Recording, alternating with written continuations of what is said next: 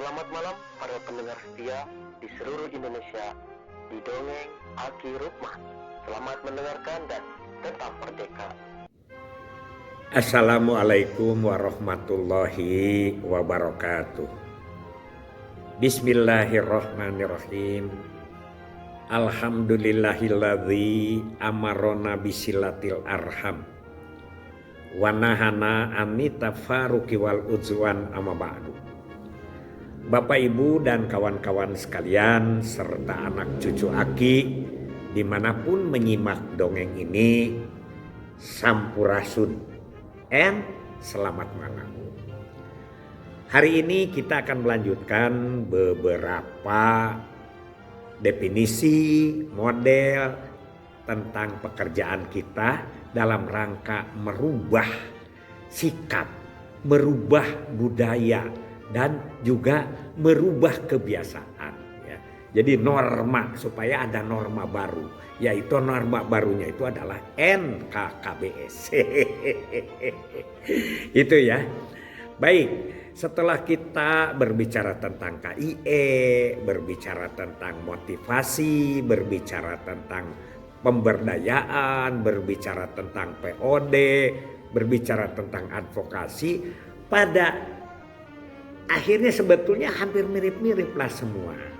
Pak Saud juga memberikan komentar, Kang Dede Rusyono juga memberikan komentar. Aki tidak menolak komentar-komentar itu, tapi berdasarkan pengalaman secara spesifik. Supaya apa? Supaya kawan-kawan kita di lapangan itu agak bisa membedakan. Ya, agak bisa membedakan. Kita buat aja definisi sendiri. Kenapa harus ikut-ikutan ke ilmu yang begitu global? Kan Aki ceritanya dari pengalaman, di mana Aki menggunakan penggerakan, di mana Aki menggunakan advokasi. Karena nanyanya ke Aki gitu. Mungkin kalau nanyanya ke profesor lain ya gitu. Nah, ini tentang penggerakan. Aki hanya bisa memberikan bahwa kita mengajak, membujuk, atau apa namanya lah, menekan juga bisa agar orang bergerak, melakukan kegiatan yang sesuai dengan kepentingan bersama, kepentingan kita dan kepentingan dianya sendiri. Jadi gitu, jadi supaya bergerak saja. Nah, apa sebetulnya kunci dari pergerakan ini? Hanya satu, yaitu adalah panen kentang dekat Barak, dijualnya ke Cimerak. Barak apa Ki? Bukan barak militer ya begitu. Jadi tanam kentang di dekat Barak ya, dijualnya ke Cimerak. Orang kan mau bergerak kalau hatinya tergerak. Orang kan mau bergerak kalau hatinya tergerak. Jadi pergerakan itu adalah bagaimana menusuk kalbu, mengiris hati supaya hatinya itu si orang yang mau digerakkan oleh kita itu tertarik. Itu saja, tertarik. Nah, banyak faktor yang menentukan tentang orang itu bisa tertarik atau tidak. Yang pertama adalah dorongan. Full atau push dorongan push. Wah, Aki pakai bahasa Inggris segala ini Pak Yunus nih yang harus menerjemahkan. Push faktor pendorong. Biasanya faktor pendorong itu adalah kebutuhan. Orang mau bergerak kalau diberi insentif karena dia butuh. Orang bergerak karena dia apalah begitu ya. Jadi terutama kalau cerita tentang kebutuhan, biasanya dia lebih bergerak pada finansial. Nah, itu finansial. Orang lebih bergerak pada kebutuhan finansial, kebutuhan ekonomi, misalnya begitu. Itu lebih cenderung ke situ. Sebetulnya tidak mutlak. Ada lagi dorongan lain yang bisa menggerakkan hati orang itu. Ya, karena misalnya didorong orang bergerak membela saudara itu karena faktor keutuhan keluarga. Faktor kewibawaan keluarga, faktor ya sekarang lah seperti didorong mau menjadi pembela tanah air karena dia itu adalah ingin tanah airnya utuh. Misalnya seperti itu ya. Kemudian yang kedua itu adalah daya tarik. Apa itu? Pull factor atau apa nanti diceritakan ya. Daya tarik, ketertarikan dia. Misalnya terus terang saja ke tempat-tempat wisata. Itu kan karena ketertarikan, kebutuhan ketertarikan. Apa? Misalnya ya orang ingin tahu ke Thailand, ingin tahu kemana. Ada juga yang sifatnya karena kewajiban. Kewajiban, misalnya orang bergerak berbondong-bondong umroh. Orang bergerak berbondong-bondong haji. Itu karena kewajiban.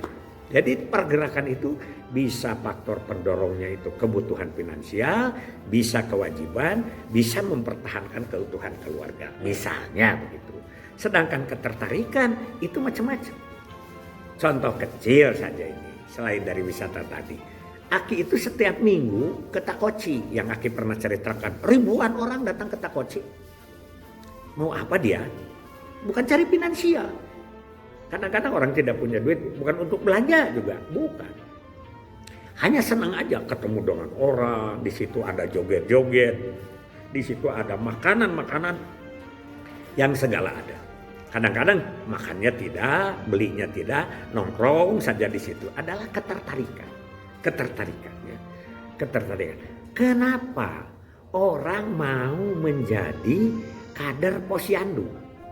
Dulu kan mana digaji? Tidak. Repot iya. Tapi dia tertarik jadi kader posyandu. Atau jadi kader KB. Atau jadi kader wanita tani KWT. Ya kader apalah namanya. Dia tertarik. Kenapa tertarik? Karena dia seolah-olah dihargai. Di situ mencari penghargaan. Makanya mungkin apa yang disebut tergerak itu, apa yang disebut dengan teori Maslow bisa terjadi gitu. Itu ya. Jadi misalnya sekarang orang tertarik jadi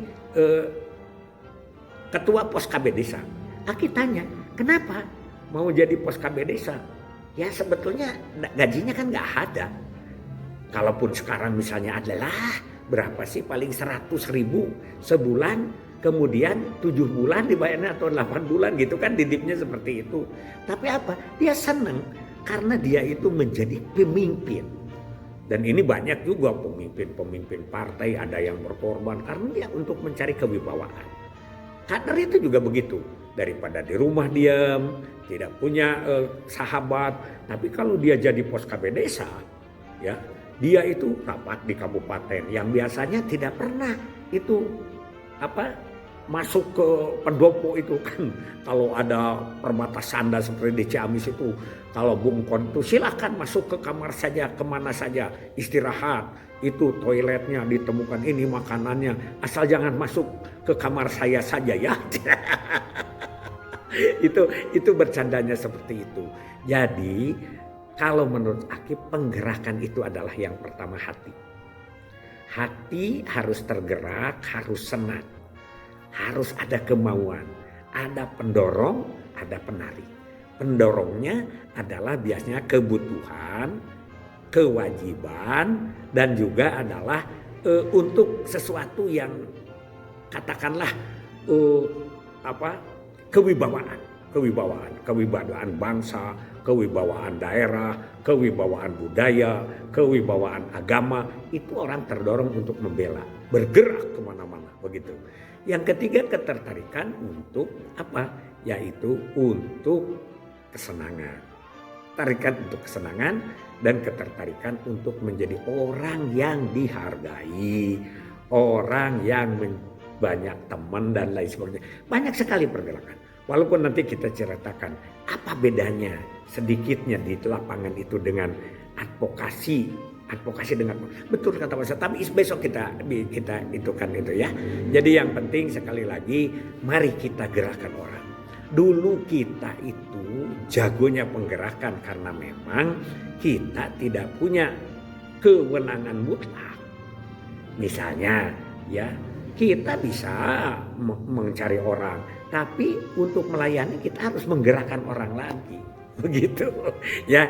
Jadi sehingga disebutlah yang disebut dengan alih kelola pada tahun 1976. Jadi pengelolaannya diserahkan. Maksud itu adalah untuk menggerakkan orang saja. Jadi tanggung jawabnya bukan di kita, begitu. Bahkan kita merendah menjadi pembantu. Menjadi pembantu siapa? Menjadi pembantu kepala desa sebagai penanggung jawab. Di situ kepala desa digerakkan.